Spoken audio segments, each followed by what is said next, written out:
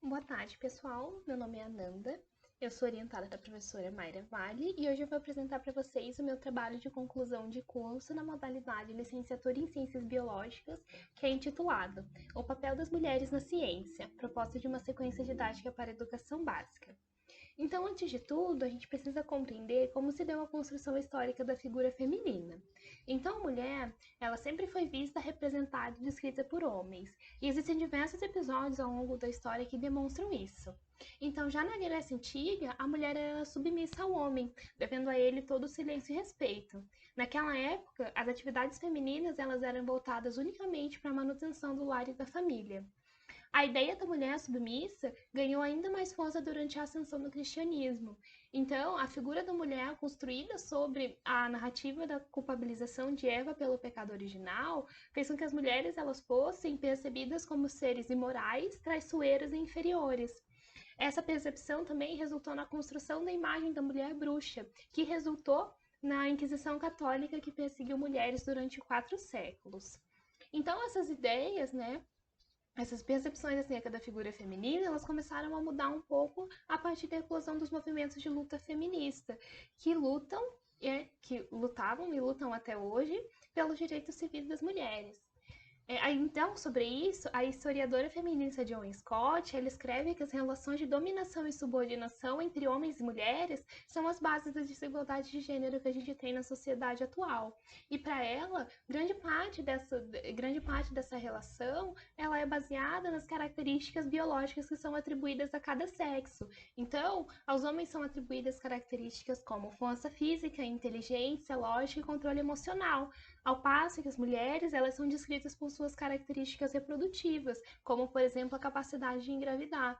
E além disso, elas ainda têm as atribuições que são culturais, como por exemplo a construção da imagem da mulher como um ser vulnerável e descontrolado emocionalmente. Né? Então, com muita luta, as mulheres elas começaram a se inserir em locais da sociedade onde elas não estavam presentes antes, inclusive no mercado de trabalho. Mas apesar disso, ainda existem profissões que são consideradas predominantemente masculinas, como é o caso da ciência, da tecnologia, das engenharias e da matemática, que é a chamada área da STEAM. Então, estima-se que atualmente as mulheres equivalem a cerca de 15 a 20% da força de trabalho nessas áreas. Existe uma lacuna tão grande entre homens e mulheres que estima que seriam necessários pelo menos 99,5 anos para que a gente alcançasse a paridade, tanto presencial quanto salarial, entre homens e mulheres nessas áreas. Então, existem diversos motivos que a gente pode citar, né, que contribuem para a manutenção dessa lacuna. Então, a gente pode falar sobre os estereótipos de gênero, o que é culturalmente atribuído a cada gênero. A gente pode falar da construção histórica de cada profissão, né? Como que ela começou, por quê que é um espaço ocupado predominantemente por homens. E a gente pode falar também da falta de reconhecimento feminino, tanto no mercado de trabalho quanto na pesquisa. Então, a gente analisando esses três fatores juntos, a gente chega à conclusão que a subrepresentação das mulheres na área da STEAM ela é mais do que um problema cultural, ela também é um problema econômico, porque a gente acaba renegando os esforços que as mulheres fazem dentro do mercado de trabalho e as contribuições econômicas que advêm disso, e a gente acaba negando também o valor que é gasto na educação de meninas e mulheres. Então, tendo isso em vista, surgiram diversas iniciativas em prol da luta por igualdade de gêneros. Dentre eles, a gente pode citar a inclusão da luta pela igualdade de gênero como um dos 17 Objetivos do Desenvolvimento Sustentável da ONU, e a gente tem iniciativas que são mais específicas, como, por exemplo, a ONU Mulheres, que é voltada somente para a luta pela igualdade de gênero e empoderamento de meninas e mulheres. Então, falando da ciência, porque é o contexto na qual eu estou inserida, a gente vê que essa percepção de superioridade da figura masculina, ela também está presente na ciência, e ela está relacionada com os atributos que são necessários para a construção de um cientista de sucesso. E esses atributos, eles são características que são consideradas predominantemente masculinas, como é o caso da competitividade e da objetividade. E isso foi uma barreira durante muitos anos que impediu que as mulheres elas entrassem na ciência. Então, quando a gente olha os dados das premiações mais importantes que a gente tem dentro da ciência, a gente vê um apagamento das mulheres. Então, no que diz respeito ao Prêmio Nobel, apenas 3,75% dos laureados nas áreas de medicina, física e química são mulheres. Já a medalha Fields, que ela diz respeito ao mérito matemático em prol da humanidade, ela foi concedida somente para uma mulher desde a sua criação.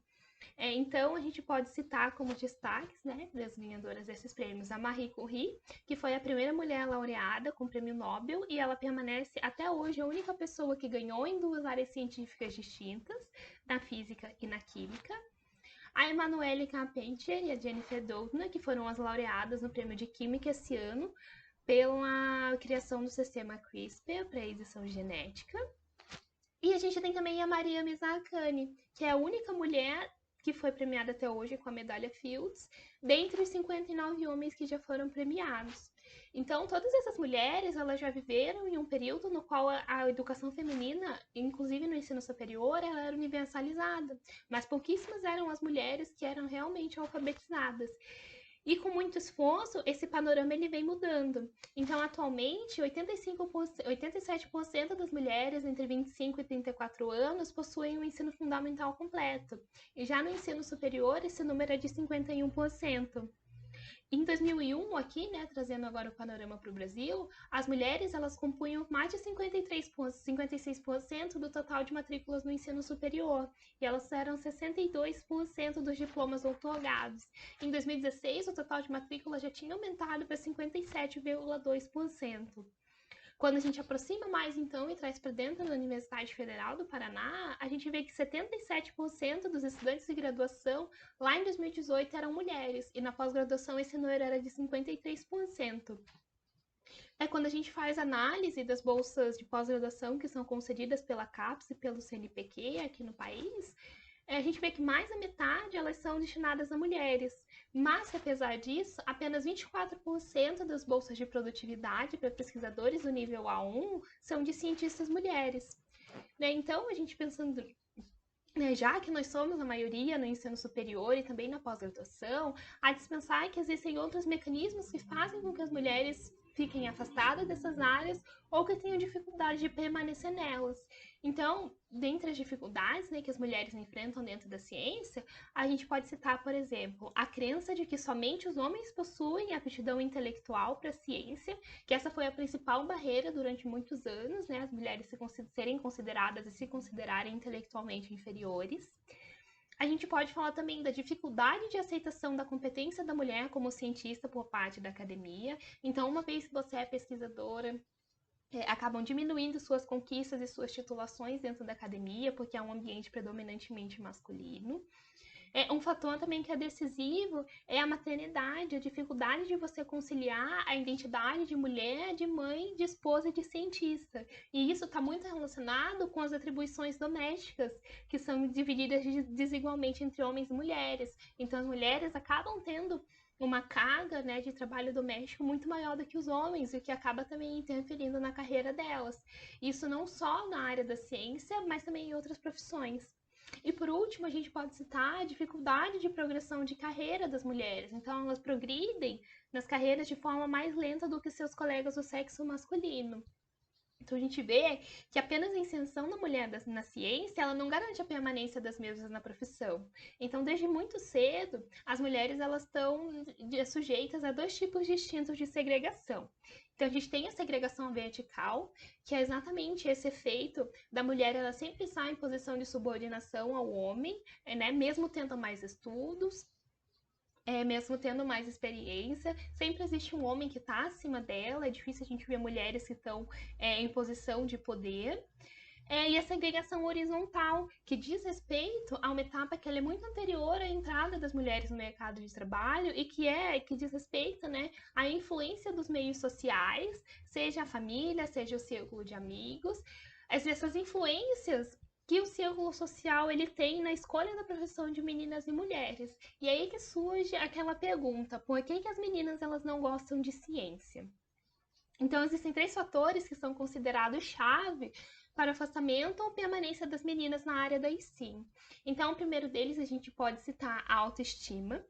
Então, as meninas se sentirem inteligentes o suficientes para estarem presentes dentro dessas áreas. Então, existem estudos que indicam que a partir de 6 anos as meninas já começam a se afastarem de atividades que elas consideram sendo para crianças muito, muito inteligentes. E geralmente essas atividades elas são voltadas para a área da STEAM, o que faz com que as meninas acabem se afastando desde muito cedo. Outro fator importante é o interesse. Então, dentro de sala de aula, as meninas elas são menos desafiadas e elas também são menos estimuladas por parte dos professores, o que faz com que elas acabem se afastando de matérias que elas poderiam potencialmente gostar pelo simples fato de perderem o interesse. E dentro do interesse também existe a influência da profissão dos pais. Então, crianças, né, meninas que são filhas de engenheiros, elas têm uma percepção diferente da profissão, né? Já veem como sendo um campo que existe a possibilidade de mulheres atuarem, por ter o modelo da mãe. E isso influi também no que a gente chama de um outro fator que é a motivação. Então, a falta de representatividade feminina dentro desses campos, a falta de representatividade de cientistas na mídia, faz com que as meninas elas não se sintam parte desse meio. O que interfere, então, é no gostar delas, da profissão, ou querer ser parte. Então, tendo em vista essa problemática, é importante que sejam propostas intervenções, né, principalmente dentro de sala de aula, que consigam mudar esse panorama. E é nesse contexto que se insere a teoria da aprendizagem significativa de Ausubel. Então, uma das dificuldades e, ao mesmo tempo, um dos objetivos que a gente tem dentro do ensino de ciências é a desconstrução do senso comum. E eu acredito que a partir da problemática que eu levantei anteriormente, fica claro, né, que as mulheres, essa problemática das mulheres na ciência, ela cai muito no senso comum. Então, o emprego dentro de sala de aula, de metodologias de ensino, que elas incentivem tanto a construção do pensamento crítico dos educandos, ela pode auxiliar nesse processo de desconstrução.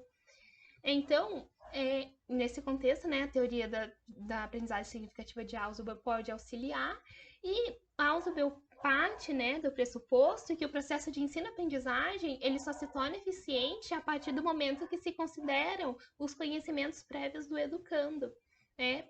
E você cria conexões entre o novo saber, aquela nova temática que você está aprendendo, e os conhecimentos já previamente estabelecidos na estrutura cognitiva do mesmo. Então, Ausubel escreve que a organização das estruturas de conhecimento, ela possui um caráter hierárquico dentro das estruturas cognitivas do aluno. Então, de acordo com eles, as temáticas elas devem ser tratadas a partir de ideias mais gerais, amplas e inclusivas, até chegar nas informações que são mais específicas, porque para eles essa é a ordem natural da consciência humana e fica muito mais fácil de aprender dessa maneira. Então, é esse processo de você sair de ideias mais gerais e você chegar a informações mais específicas, ele deu um nome de diferenciação progressiva. E em conjunto, né, simultaneamente com a diferenciação progressiva, acontece o processo de reconciliação integrativa, que é você criar as conexões entre os conhecimentos novos e os conhecimentos prévios, e você analisar as semelhanças e as diferenças desses conhecimentos, criando novas ideias âncora que podem ser posteriormente usadas para aprender outras temáticas. Então, tendo em vista, né, considerando a necessidade de engajamento de mais meninas na ciência e também a influência que a sala de aula ela tem nesse processo, o meu trabalho tem como objetivo geral elaborar uma sequência didática sobre a participação de mulheres na ciência para a educação básica com foco em alunos do ensino fundamental 1. Então, com objetivos específicos, eu tenho propor uma sequência didática de 4 aulas, baseadas na teoria da aprendizagem significativa de Ausubel, voltada a alunos do 5º ano do ensino fundamental com o tema Mulheres na Ciência.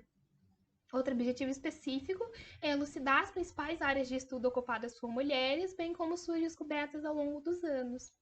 Além disso, a gente visa também apontar as possibilidades de debate acerca das questões de gênero no âmbito científico e no âmbito social, através do ensino, e disponibilizar a sequência didática como um recurso educacional aberto no repositório institucional aqui da UFPR e em outras plataformas digitais do processo de alunos e professores.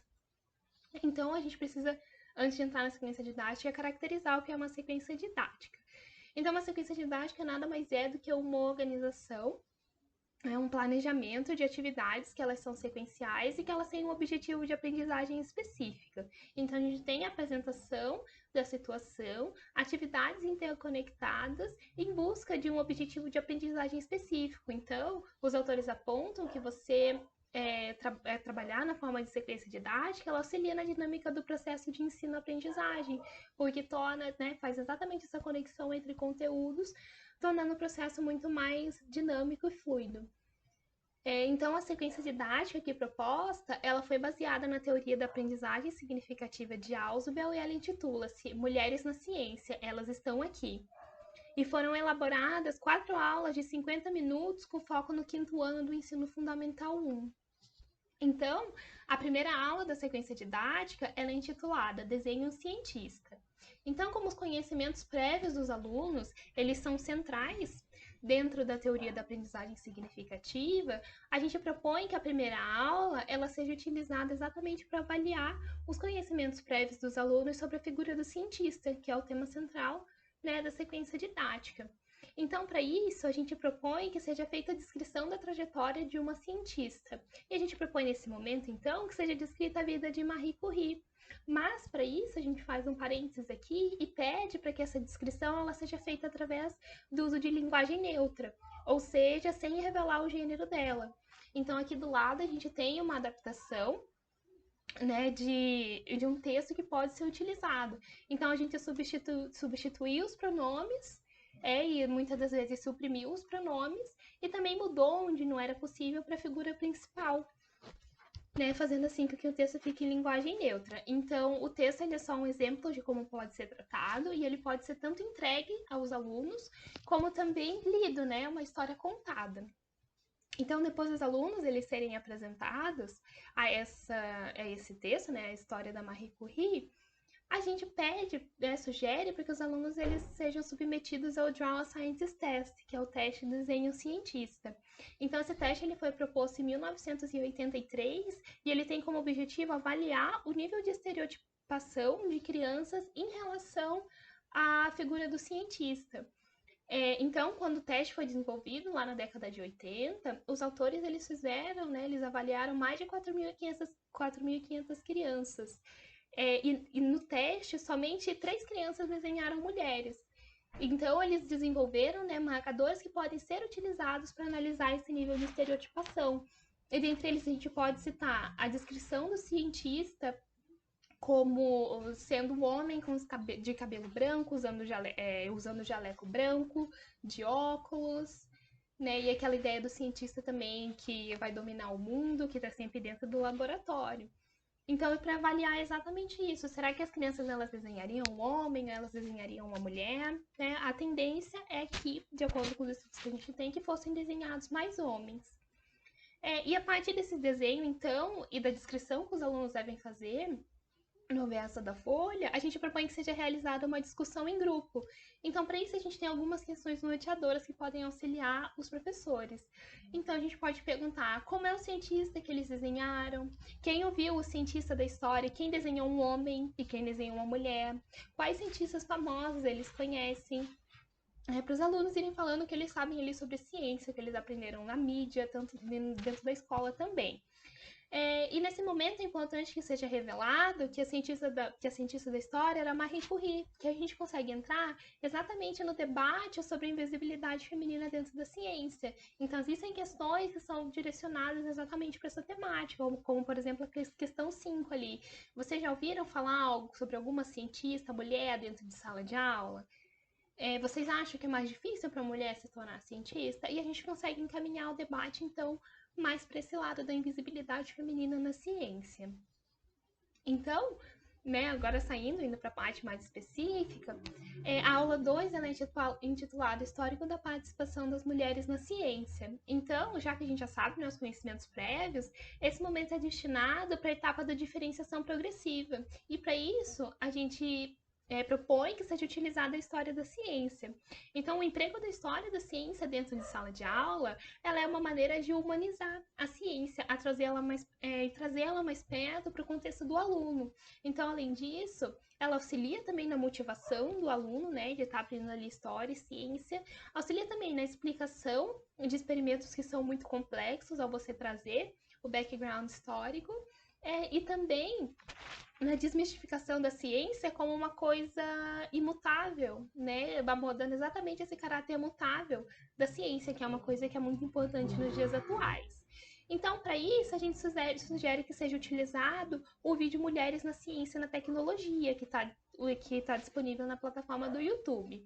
Então, esse vídeo, ele aborda a vida e carreira de diferentes cientistas de diferentes áreas. Então, a gente tem mulheres tanto voltadas para a área da biologia, quanto da engenharia, da matemática e da física, né? E aí, para partir para o questionamento, né, com os alunos, que já que as mulheres elas estão presentes em tantas áreas diferentes de estudo, por que a gente ouve falar tão pouco delas?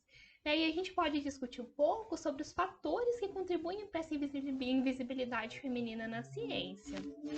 Então, pensando nisso, a gente propõe que seja feita, né, depois do vídeo, que seja feita uma aula breve e que ela seja expositiva e dialogada sobre a carreira de Rosalind Franklin e Jocelyn Bell Burnell.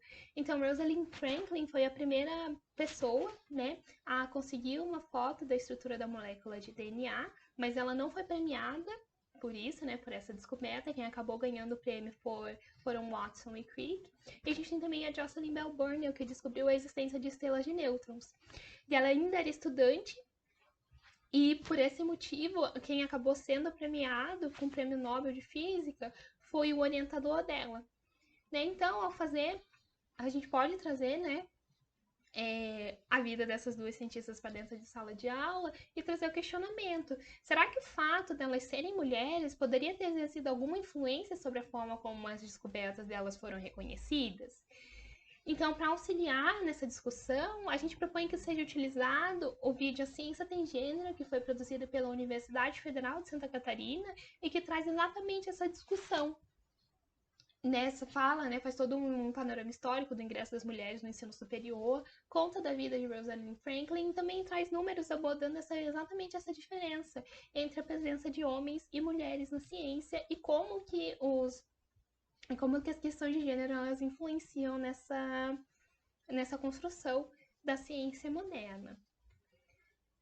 O vídeo, então, que a gente escolheu para mostrar anteriormente, ele traz diversas cientistas, mas todas elas são cientistas estrangeiras. Então, a gente considera que a gente abordar as mulheres brasileiras na ciência poderia potencializar o processo de ensino-aprendizagem ao trazer fatores que são comuns ao nosso contexto social. Então, para isso, a nossa terceira aula é voltada exatamente para fazer, né, uma tomada sobre as mulheres brasileiras na ciência. Então, para o primeiro momento dessa aula, a gente propõe que seja abordada os aspectos históricos e sociais referentes à cientista brasileira Berta Lutz. Então, a Berta Lutz, ela era uma bióloga, e além de ser bióloga, ela era uma grande ativista pelos direitos das mulheres. E aí, você abordar a Berta Lutz em sala de aula, vem também de encontro a você desmistificar a figura do cientista como um ser voltado unicamente para o trabalho, ao trazer a dimensão da luta social dela, né, e mostrar como que os cientistas eles podem impactar a sociedade em outros âmbitos além do profissional, né? E Berta viveu muitos anos atrás, né? Ela acabou falecendo na década de 70, e para a gente contextualizar o cenário de luta que a Berta teve e a inserção das mulheres na ciência brasileira atual, a gente propõe que sejam tragos os dados sobre a presença das mulheres tanto na graduação quanto na pós-graduação. Então, para isso, a gente sugere que seja utilizado esse artigo, que está disponibilizado aqui do lado, que o nome é Mulheres na Ciência no Brasil, Ainda Invisíveis. Então, ela foi escrita por uma pesquisadora e ela traz toda uma história de um congresso ali, e ela traz também esses dados.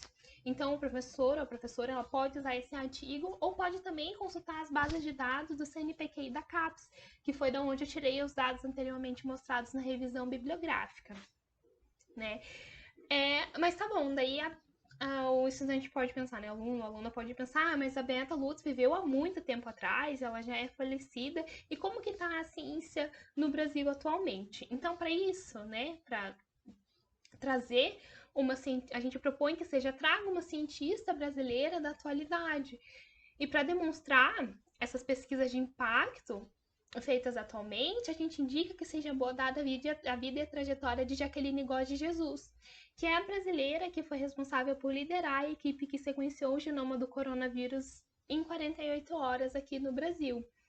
Então, você abordar a vida dela mostra que, apesar das dificuldades, existe ainda sim brasileiras que são muito boas na ciência e que fazem pesquisas que são de alto impacto, tanto para a sociedade quanto para o âmbito científico. Então, como fechamento da aula e para englobar os dados que a gente trouxe anteriormente, né, da pós-graduação e da graduação, a gente propõe a aplicação do caça-palavras. Você sabe como se tornar um cientista?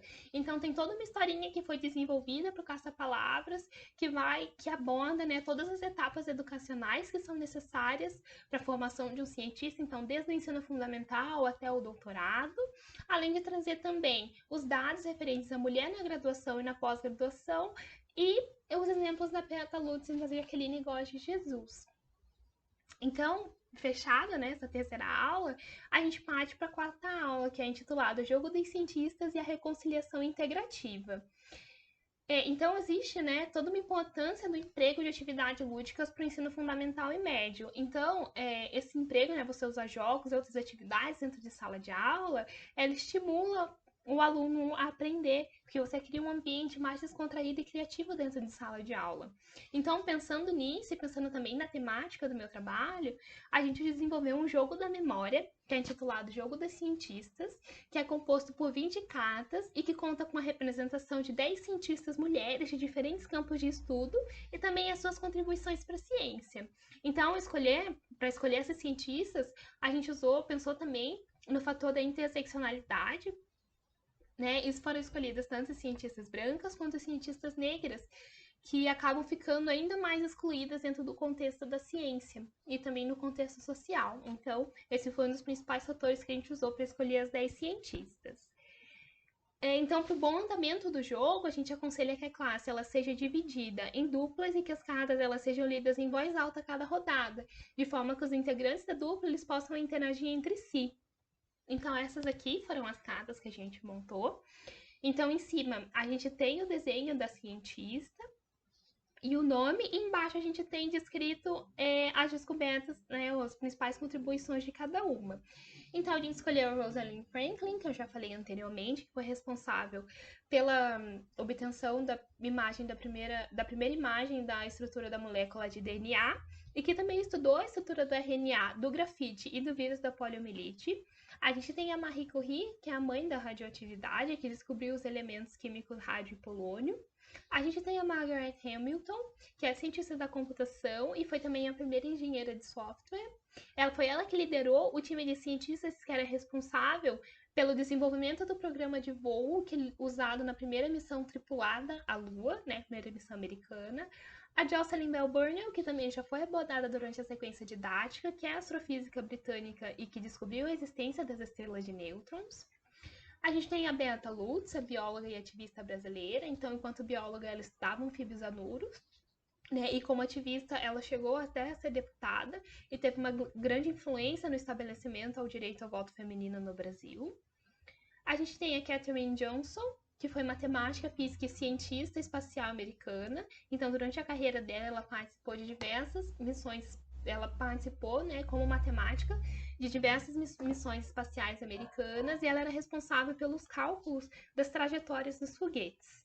A gente tem a Mariana Zatz, que apesar de não ser brasileira, se mudou para cá muito cedo, então ela desenvolveu todas as etapas educacionais dela até se tornar uma cientista aqui no Brasil, e ela trabalha aqui no Brasil até hoje.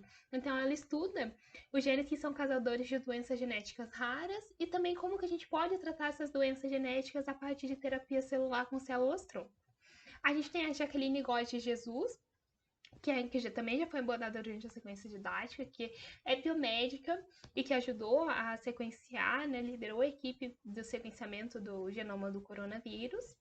A gente tem a Ada Lovelace, que foi a criadora do primeiro algoritmo para ser processado por uma máquina, e por esse feito, ela é considerada como a primeira programadora de computadores do mundo.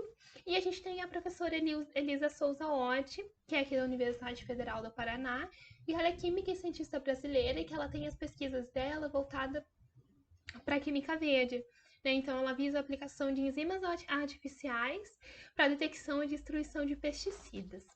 Então, após os alunos jogarem o jogo, né, lerem ali as descobertas das cientistas, a gente sugere que seja realizado um debate com a turma como forma de promover a reconciliação integrativa acerca do tema Mulheres na Ciência.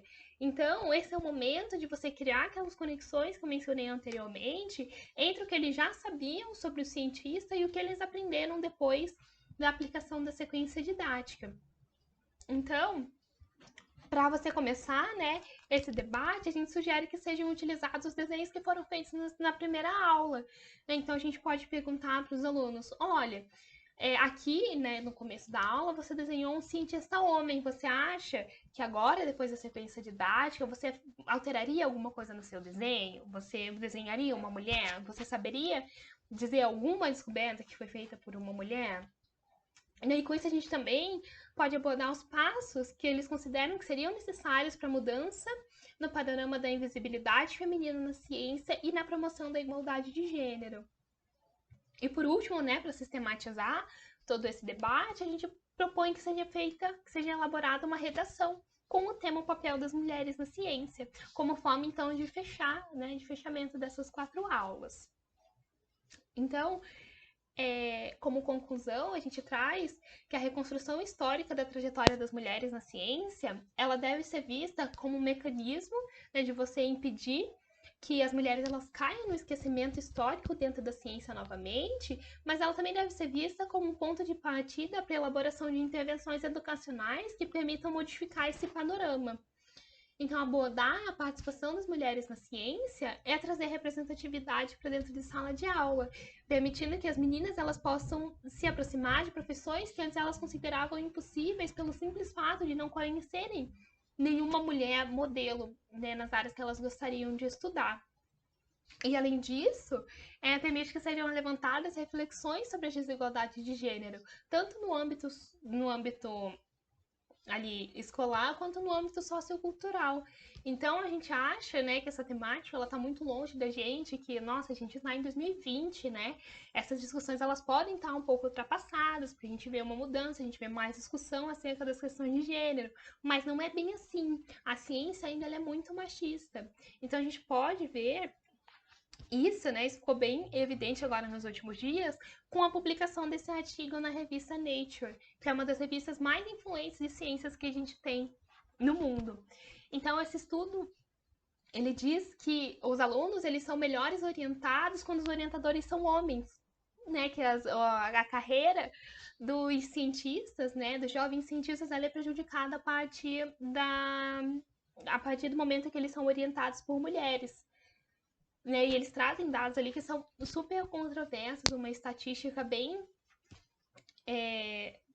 primitiva ali, e é um estudo que ele é totalmente enviesado, que está até sobre revisão. Então, para mostrar que essas são discussões que elas são recorrentes, né, dentro da ciência.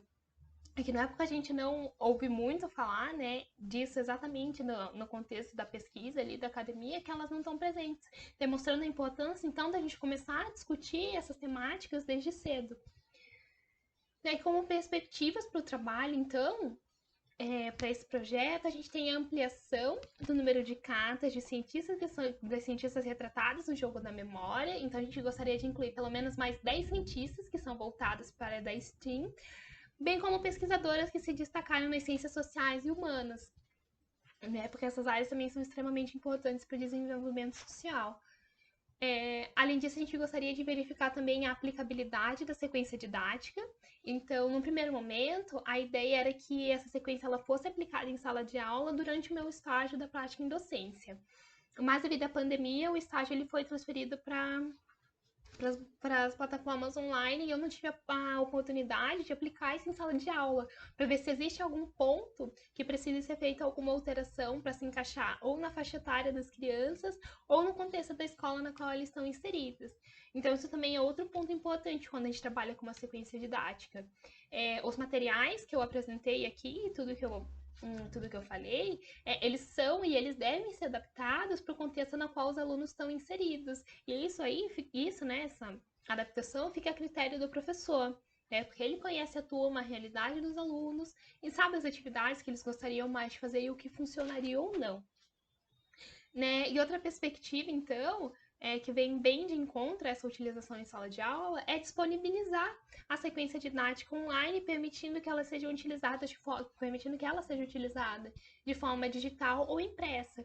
Então, para isso a gente tem a ideia de submeter o trabalho, né, colocar o trabalho nessa plataforma Creative Commons, que é uma organização sem fins lucrativos e que permite que o trabalho ele seja compartilhado e usado através de licenças jurídicas gratuitas. Então, como a gente tem o caça-palavras e o jogo da memória, isso é bem importante, né? Que a gente seja acreditado pelos materiais que são de nossa autoria. Então, quanto ao trabalho é isso, pessoal. Eu gostaria de agradecer a minha orientadora, a professora Mayra Vale, pelos conselhos e os incentivos, né? E também por aceitar me orientar, ainda mais nesse tema que é muito especial para mim. As professoras da banca, que foram a Camila e a Marisa, por aceitarem com carinho o meu convite, por avaliarem tanto a apresentação quanto o trabalho escrito. A Letícia e o Guilherme, que eles foram responsáveis pelo desenvolvimento das artes que estampam o jogo da memória, então as ideias foram minhas, mas o talento foi unicamente deles. E a todos os envolvidos, direto ou indiretamente, com a execução desse trabalho. E é isso, pessoal. Muito obrigada.